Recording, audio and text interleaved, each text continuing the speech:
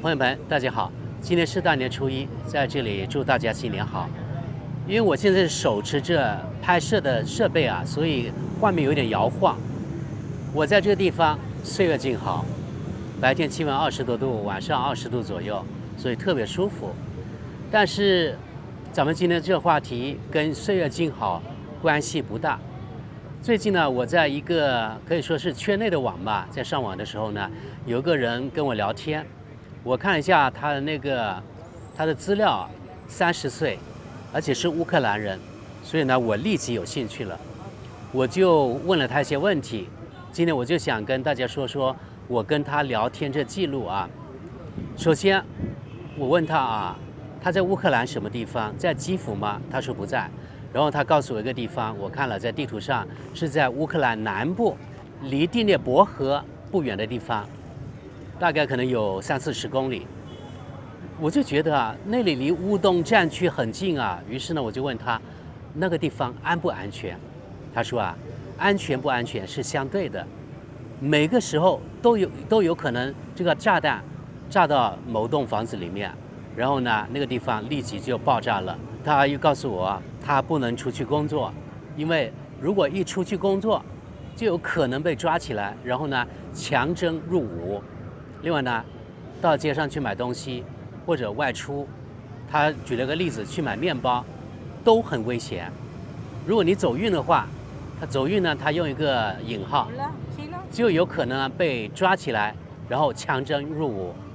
这就是现代版的抓壮丁。你看，在乌克兰2024年还出现。他这么一说的时候，我就马上想起来了。就是我的父母告诉我的以前，或者我奶奶他们辈告诉我的1940年左右吧，在中国大陆出现抓壮丁的情况。想不到70-80年之后呢，在乌克兰又出现这种情况。另外他告诉我，在乌克兰18到60岁的人不准出国，因为他们这些人有义务服兵役，也就是呢不得不上前线打仗。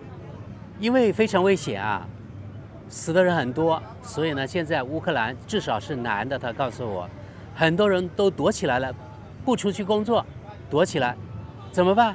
要活下去。他虽然没说，我猜呀，很可能他们躲起来之后，那女的出去工作赚钱养家。他说他现在就住在他老奶奶家里，估计呢住在地下室里。靠什么为生呢？他拍他那个裸照，然后拍他一些那个视频也是裸的啊，在网上卖，或者呢是像有钱的人，相当于化缘，希望人家能施舍，通过这样过活。我觉得这样挺可怜的。然后我就想起来，他30岁，如果正常情况下，可能他的父亲也就是60岁不到。或者是60岁上下吧。出于好奇，我就问他，我说你的父亲要不要服兵役？他说当然要了，但是呢，他对他的父亲一无所知，因为在很多年前，他的母亲就离开了他的父亲。他最后一次见到他的父亲呢，是小学3年级的时候。我就推算一下，小学3年级大概就10岁左右，对不对？他的资料显示是30岁，也就是说他20年没有见过他父亲了，所以对他父亲一无所知呢，这是情有可原的。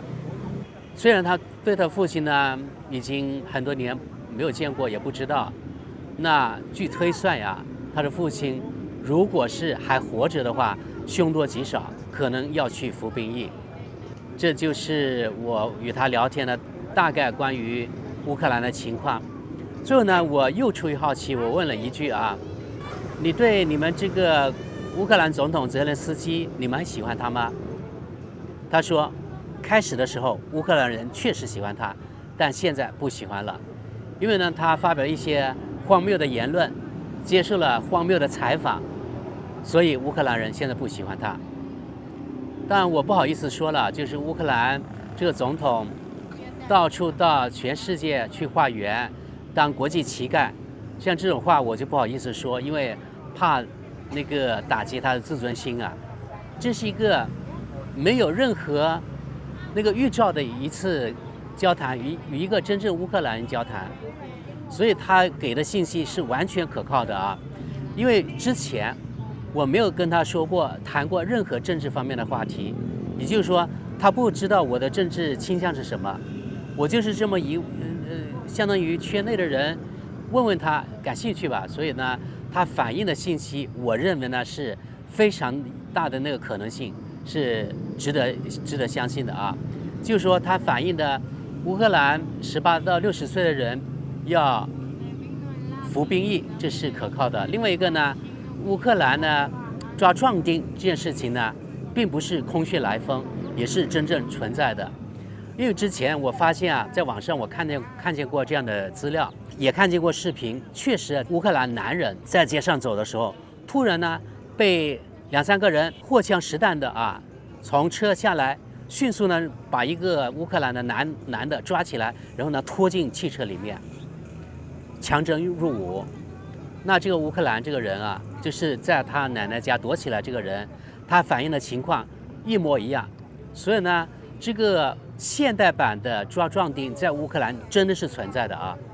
本来一个小国家，如果是不选边站，两面都可以通吃，对不对？可以过得非常的好。但是就因为这样一个国家被这样一位总统带偏了，现在搞得整个国家可以说国破家亡，真的是这样啊！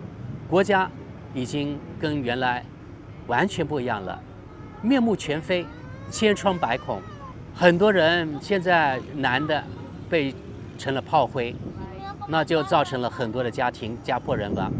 据不完全统计啊，估计呢乌克兰可能当兵的啊，大概可能死了50万左右吧。而且前几天乌克兰又通过了那个动员法，又要征兵50万。现在征兵在乌克兰特别困难，他们男的严重不足啊。又加上乌克兰人向我反映的，他们很多男的躲起来了，就是怕被抓壮丁。乌克兰征兵就更加困难了。为什么又要征兵？为什么要抓壮丁？就因为乌克兰的军队啊招不到人了，不得不抓壮丁。想不到这种事情发生在一个所谓的民主国家，真的是滑天下之大稽呀！我觉得可能全世界呢，目前只有乌克兰这个国家存在这种情况。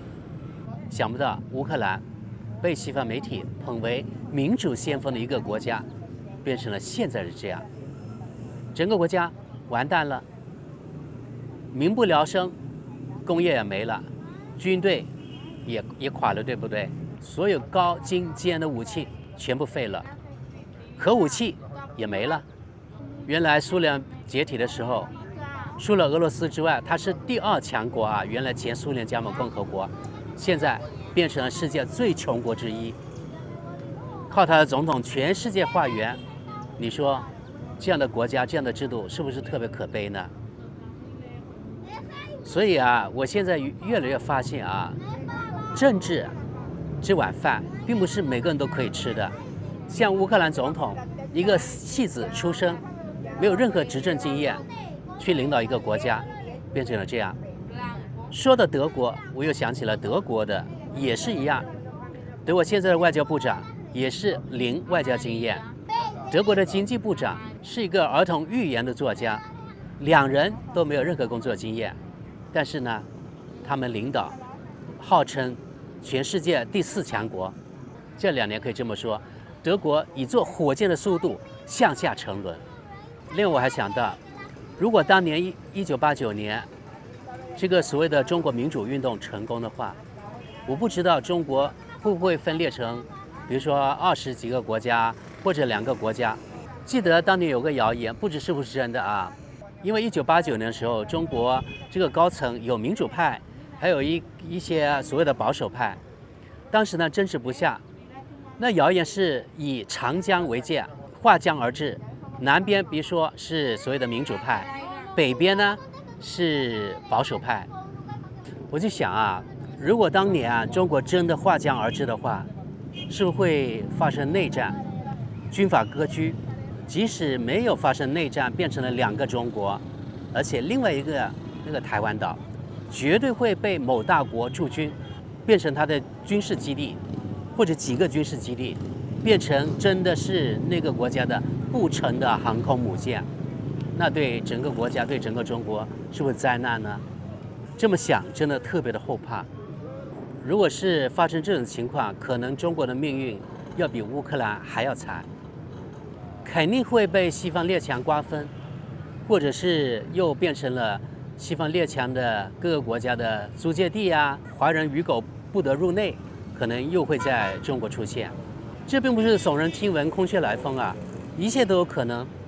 只要你看看过去这10-20年、20-30年，西方这些所谓的民主国家，他们在中东地区啊干了些什么事情，你就知道了。他们做事情绝对没有下限。所以今天与这位乌克兰人的谈话，让我感触特别深，也特别庆幸我生活在一个相对来说和平的环境中，也特别庆幸呢，中国1989年的时候没有让某些人获得成功，而是中国在政府的带领下挺过来了。经过30-40年的，可以说韬光养晦吧，辛勤的工作，全国人民特别努力，让中国呢成为一个从各方面来说都是非常强大的国家，让全世界那个第一霸权感到特别的害怕。他们认为中国的发展咄咄逼人，所以才出现了特朗普上台之后呢，从各方面全面打压。但是中国人是打不倒的，只要这个国家不从自己内部乱起来，那没有任何一个国家可以打败中国。而过去这几年的发展就可以体现出来，确实啊，中国人的这个韧性啊、耐力啊，都是非常强大的，对吧？你看，那个灯塔国不是说要从高科技方面打压中国吗？高级芯片，华为他们几乎都做出来了，对吧？比如说华为的 Mate 60 Pro， 很多西方国家都不知道中国人是怎么做出来这个芯片，因为从芯片的功能来说，它已经超越了7纳米，已经是属于5纳米的水平了。昨天我看见一条那个德语新闻说，是科技新闻啊，说中国呢已经解决了高级芯片的问题，不知是真是假啊，我希望是真的吧。不过回过头来，我们得感谢特朗普，感谢灯塔国对中国打压，把中国人打醒了，否则在中国还会有更多的精神美国人，对吧？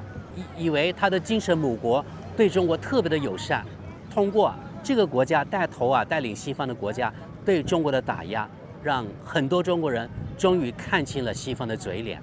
我们回到乌克兰，就是因为乌克兰总统太天真了，一味的相信西方是为了乌克兰好，所以才造成了今天乌克兰国破家亡的局面。我希望中国人还有华人一定要看清楚，到底西方国家是不是为了中国好，还是希望中国沦陷下去，希望中国分裂成不同的国家，让中国永远不可能强大起来。中国人是有大一统精神的，有家国情怀的，有几千年这个过年的传统，就知道中国人是希望一个大的家庭，而不是呢个人为了自己。朋友们，从今天与一个普通乌克兰交谈，引申了一些话题，发表一些感慨，与大家共勉。让我们继续祝贺我们整个国家国泰民安。